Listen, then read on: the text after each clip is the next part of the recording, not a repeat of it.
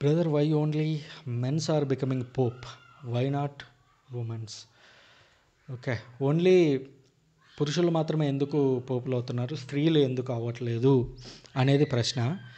దీనికి సమాధానం మనం క్లియర్గా వెతకాలి అని అంటే, పోప్ అవ్వాలి అని అంటే ప్రత్యేకించి 2 కండిషన్లు.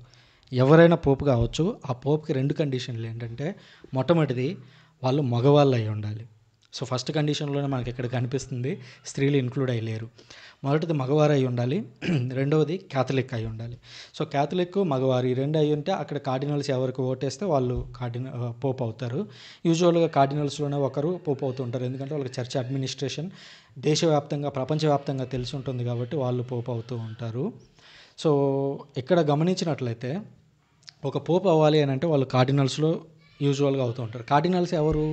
కార్డినల్స్ అంటే ఎవరు అని అబ్జర్వ్ చేస్తే, కార్డినల్స్ అంటే ఆర్చ్ బిషప్లు. ఆర్చ్ బిషప్లు ఎవరు? ఆర్చ్ బిషప్ స్థానానికి వెళ్ళడానికి ముందు వాళ్ళందరూ బిషప్లు. ఈ బిషప్లు ఎవరు? బిషప్ స్థానానికి వెళ్ళడానికి వీళ్ళందరూ ముందు ఎవరు అంటే వీళ్ళందరూ ప్రీస్టులు. ప్రీస్ట్ అంటే ఒక ఫాదర్ లేదా గురువు అని పిలుస్తూ ఉంటారు. వీళ్ళందరూ ముందుగా ఫాదర్ అవడానికి ముందు డీకన్. అంటే ఇక్కడ ట్రైనింగ్ తీసుకుంటున్నటువంటి వ్యక్తులు ఎవరైతే ముందుగా ప్రీస్టులు అవుతున్నారో, గురువులు అవుతున్నారో, ఫాదర్లు అవుతున్నారో వాళ్ళే తదనంతరం ఎప్పుడో ఒకసారి పోప్ అవుతూ ఉంటారు. సో ఇక్కడ మనకు క్లియర్గా అర్థమవుతుంది ఏంటి, ప్రీస్టులుగా ఓన్లీ గురువులు మాత్రం అనగా మగవారు మాత్రమే ప్రీస్టులుగా అభిషేకించబడుతున్నారు. స్త్రీలు అభిషేకించబడటం లేదు, బదులుగా వాళ్ళకి వేరొక పిలుపు ఉంది, దాని గురించి మాట్లాడతాం.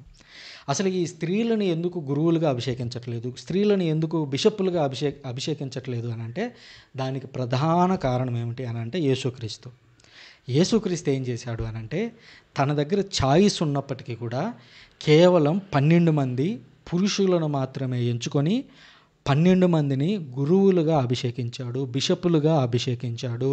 ఆ బిషపులు ప్రపంచవ్యాప్తంగా వివిధ ప్రాంతాలకు వెళ్ళి దేవుని యొక్క సువార్తను ప్రకటించడం మొదలుపెట్టారు. ఈ శిష్యులు ఎవరైతే ఉన్నారో ఈ శిష్యులు తర్వాత అభిషేకించినటువంటి వాళ్ళందరూ కూడా మగవాళ్ళే. అంటే ఆడవాళ్ళని శిష్యులు కూడా ఇంక్లూడ్ చేయలేదు. ఆ శిష్యులు, దీన్ని ట్రెడిషన్ అంటాము. ట్రెడిషన్ అంటే ఏంటంటే బైబిల్లో అది లేదు, కానీ చరిత్రలో ఉంది. ఆ చరిత్రలో ఉన్న అంశాలను గమనిస్తే యేసుక్రీస్తు మగవాళ్ళని అభిషేకిస్తే ఆ మగవాళ్ళు తదనంతరం మగవాళ్ళని అభిషేకించుకుంటూ వచ్చారు తప్ప స్త్రీలని ఎక్కడ ప్రత్యేకించి ఈ స్థానాలకి అభిషేకించలేదు. కనుక ఈ చర్చి ట్రెడిషన్లోనే ఇది ఉంది. అంటే 2000 సంవత్సరాలుగా యేసుక్రీస్తుతో మొదలైంది. ఆ తదనంతరం 2000 సంవత్సరాలుగా చర్చి ఎప్పుడూ కూడా ఓన్లీ స్త్రీలని మాత్రమే అభిషేకించకుండా పక్కన పెట్టి కేవలం పురుషులను మాత్రమే అభిషేకిస్తూ వచ్చింది. సో ఈ ట్రెడిషన్లో ఉన్నటువంటి కారణం రీత్యా వాళ్ళని అభిషేకించబడటం లేదు. అందువల్ల వాళ్ళు గురువులు కావడం లేదు మొదటిది. రెండవది బిషపులు కావడం లేదు కాబట్టి ఆర్చ్ బిషపులు గారు కాబట్టి కార్డినల్స్ కాదు కాబట్టి పోపు గారు కూడా కాలేదు.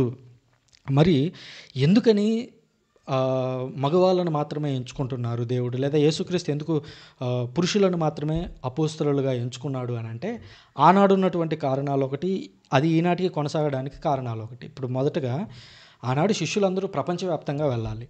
2000 ఏళ్ల క్రితం అసలు స్త్రీలు ఇంటి నుంచి బయటికి రావడమే మనం ఊహించలేము. ఎందుకనంటే అటు ఇజ్రాయేల్ దేశం నుంచి మొదలు పెట్టుకుంటే అటు గ్రీకులు కావచ్చు, రోమన్లు కావచ్చు, ఈవెన్ ఇంక్లూడింగ్ ఇండియా కావచ్చు, మనం అందరం కూడా పితృస్వామ్య సమాజంలో పెరిగినటువంటి వాళ్ళం. కాబట్టి ఆనాడే ఇలాంటి భావాలు లేవు. కాబట్టి వాళ్ళు బయటకు వచ్చి సువార్త సులువుగా ప్రకటించేటువంటి అవకాశాలు లేవు. బహుశా యేసుక్రీస్తు ఆ రీజన్ మొదటగా తీసుకొని ఉండొచ్చు. ఇక రెండవది ఏంటి అని అంటే, దేవుడు బైబిల్ గ్రంథంలో మనం అబ్జర్వ్ చేస్తే తండ్రిగా అభివర్ణించబడ్డాడు, తల్లిగా కూడా అభివర్ణించబడ్డాడు. దేవునికి జెండర్ లేదు. ఆయన మగవాడు అని చెప్పలేము, ఆడ అని చెప్పలేము. ఎందుకంటే దేవుడు ఆత్మలకి మగ ఆడ అనేటువంటి తేడా లేదు, జస్ట్ ఆత్మ అంతే. సో దేవుడు కాకపోతే ఆది నుంచి మానవులకు పరిచయమైనప్పుడు దేవుడు తండ్రి అనేటువంటి పేరుతో లేదా మగ అనేటువంటి జెండర్తో అసైన్ అయి ఉన్నాడు. కాబట్టి ఈ అభిషేకించబడుతున్నటువంటి వ్యక్తులు ఎవరైతే ఉన్నారో వీళ్ళందరూ కూడా ఆ తండ్రికి ప్రతిరూపాలుగా లేదా తండ్రిని సూచిస్తున్నటువంటి వాళ్ళుగా ఉండటానికి ఈ రీజన్ అనేది ప్రారంభమైంది. సో ఈ విధంగా దేవుడు తండ్రిగా అభిషేకించబడితే ఆ ఎంచుకోబడినటువంటి జాతి అయినటువంటి ఇజ్రాయెల్ దేశం ఏదైతే ఉందో అది స్త్రీగా వర్ణించబడింది. అంటే ప్రజలందరూ కలిపి సమూహమేమో స్త్రీగా వర్ణించబడితే దేవుడేమో తండ్రిగా వర్ణించబడ్డాడు. ఈ స్త్రీ దేవునికి భార్యగా కూడా వర్ణించబడింది. అంటే సింపుల్గా మనకు అర్థమయ్యే పరిభాషలో చెప్పాలంటే స్త్రీ పురుషుడు అనేటువంటి తేడా అనేది బైబిల్లో తండ్రి కూతుర్లు లేదా తండ్రి భార్య లేదా తండ్రి పిల్లలు అనేటువంటి ఆ సందర్భాల్లో దాన్ని వినియోగించారు. కాబట్టి ఆ తండ్రి అనేటువంటి ఉద్దేశాన్ని సూచించడానికి యేసుక్రీస్తు పురుషులను మాత్రమే ఎంచుకొని ఉన్నాడు. కాబట్టి స్త్రీలకి అందులో అవకాశం రాలేదు. మరి ఆ 2000 సంవత్సరాల్లో కూడా అపోస్తలులు వాళ్ళ యొక్క శిష్యులు ఆ తదనంతరం వచ్చిన పోపు గారులు అందరూ కూడా కేవలం పురుషులను మాత్రమే అభిషేకించారు. కాబట్టి ఈ స్త్రీ పోపు అవడం అనేది అసాధ్యం. క్యాథలిక్ చర్చ్ ఉన్నన్ని రోజులు ఒక స్త్రీ పోపు కావడము అనేది జరగదు అని గుర్తుపెట్టుకోవచ్చు. ఇకపోతే ఇక్కడ ఒక కాంట్రవర్సీ క్వశ్చన్ ఏమొస్తుందంటే, అంటే మీరు స్త్రీలని వాళ్ళ పరిచర్యని ఏమన్నా తక్కువ చేస్తున్నారా, స్త్రీలను మీరు తగ్గించి చూస్తున్నారా అనేటువంటి భావన వస్తూ ఉంటుంది. అది ఆ కోణంలో ఆలోచించకూడదు. ఎందుకు అని అంటే స్త్రీ పాత్ర అనేది కథోలిక శ్రీ సభలో ఎంతో ఉన్నతంగా గుర్తించబడుతుంది. ఇప్పుడు ఉదాహరణకు అంత దూరం ఎందుకు, జస్ట్ నా పక్కన చూడండి, నా పక్కన ఎవరు ఉన్నారు, మరియ తల్లి ఉన్నారు. అంటే ఏం జరుగుతుంది, నేను మరియ తల్లిని ఎంత ప్రేమిస్తున్నాను అని అంటే, ఇక్కడ మా పోపు గారి ఫోటో లేదు, లేదంటే మా బిషప్ గారి ఫోటో లేదు, ఎవరి ఫోటో లేదు, కానీ మరియ తల్లి ఫోటో ఉంది. అంటే మరియ తల్లిని నేను అంత ఎక్కువగా ప్రేమిస్తున్నా, వీళ్ళతో పోలిస్తే ఇంకా కాస్త ఎక్కువగా ప్రేమిస్తున్నా ఆమెని. అంటే ఇప్పుడు మరి ఆమెను తగ్గించినట్లు అవుతుందా? లేదు. పోపు గారు, ప్రత్యేకించి మన గత ఫ్రాన్సిస్ పోపు గారు అంటే నాకు ఎంతో ఇష్టం, వీలైతే రేపు మాట్లాడదాము.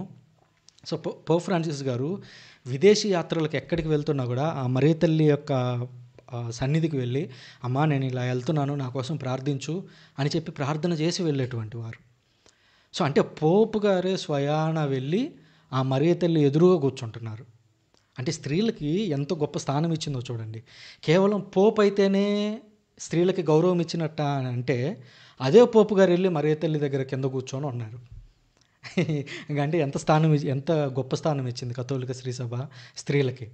అంతేకాదు, మన కొత్తగా ఎన్నికైనటువంటి లియో పోపు గారు కూడా తన తొలి ప్రసంగం అయిపోయిన తరువాత అందరు ప్రజలతో కలిపి ఒక మంగళవార్త జపాన్ని చెప్పారు. మంగళవార్త జపం ఇన్ ద సెన్స్ మరియ తల్లి యొక్క మధ్యవర్తిత్వ ప్రార్థనని ఆయన కోరాడు.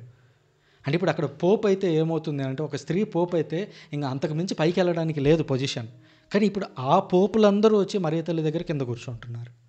అంటే ఏమైంది, ఈ శ్రీసభలో అత్యంత ఉన్నతమైనటువంటి స్థానం ఎవరిది అని అంటే మరియ తల్లిదే ఆబ్వియస్లీ.